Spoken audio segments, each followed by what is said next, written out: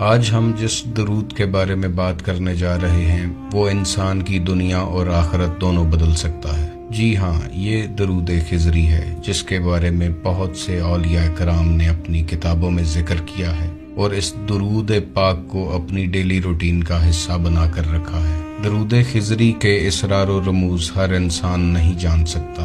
اگر ابھی تک آپ نے ہمارا چینل سبسکرائب نہیں کیا تو چینل کو سبسکرائب کریں اور بیل آئیکن کو پش کر دیں تاکہ آنے والی ویڈیوز کا نوٹیفیکیشن آپ کو ملتا رہے اور ہمارا آپ کے ساتھ یہ رابطہ بنا رہے۔ ناظرین، مولا کائنات حضرت علی علیہ السلام فرماتے ہیں کہ انسان کے اندر ایک بہت بڑا جہان پوشیدہ ہے جس کی انسان کو خبر نہیں ہے۔ انسان کی یہ روح حضور اکرم صلی اللہ علیہ وآلہ وسلم کے نور اقدس کا حصہ ہے اور یہ روح انہی کے نور سے روشن ہے۔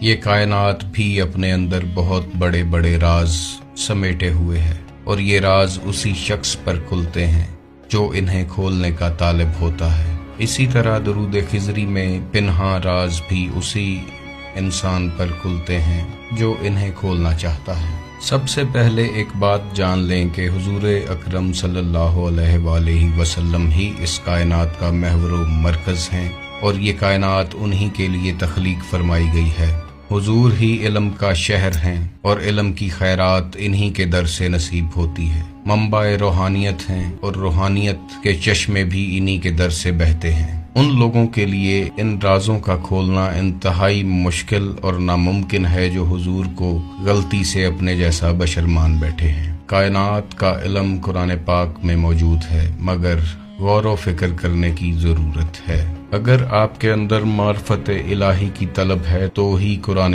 پاک کے اسرار و رموز آپ پر کھلیں گے، ورنہ قرآن پاک کی آیات آپ سے پردہ کر لیں گی۔ درود خضری حضرت خضر علیہ السلام سے منسوب ہے اور خضر علیہ السلام اللہ کے وہ بندے ہیں جو آج تک زندہ ہیں اور قیامت تک زندہ ہی رہیں گے۔ 18,000 عالم اللہ تعالیٰ نے اپنے اولیاء اور انبیاء کی پرواز کے لیے پیدا فرمائے ہیں اور حضرت خضر علیہ السلام ان 18,000 جہانوں اور ان کی مخلوق کو جانتے ہیں۔ اسی وجہ سے حضرت موسیٰ علیہ السلام بھی حضرت خضر کے پاس ان جہانوں کا راز حاصل کرنے کے لیے گئے تھے۔ حضرت خضر علیہ السلام کی بارگاہ میں اکثر ولی اور فقیر جایا کرتے ہیں اور اکثر درویش، فقراء اور اولیاء اللہ کے پاس حضرت خضر علیہ السلام خود تشریف بھی لاتے ہیں۔ حضرت خضر علیہ السلام کی اولیاء اللہ کے ساتھ ملاقات کے کئی قصے کتابوں میں بند ہیں۔ جو لوگ طالب مولا ہیں اور معرفت کے راستے کی تلاش